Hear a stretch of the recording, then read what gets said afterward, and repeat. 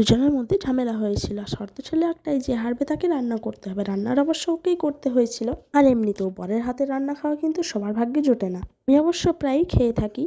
প্রথমে কড়াইতে তেল আর একটুখানি হলুদ দিয়ে ভিজিয়ে রাখা সয়াবিনগুলো ভেজে তুলে নিলাম।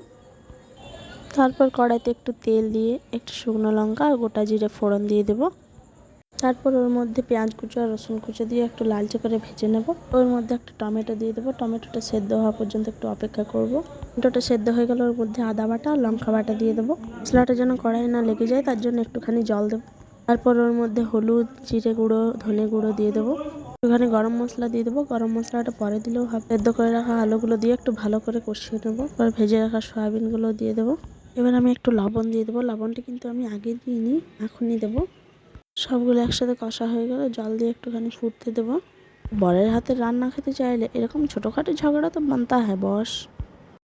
সবজিটি 10 মিনিট ফুটলেই কিন্তু আমি নামিয়ে নেব। একটু জল জল রাখবো, কারণ সেদ্ধ আলু সয়াবিন দুটোতেই কিন্তু অলরেডি জল চুষে নেবে।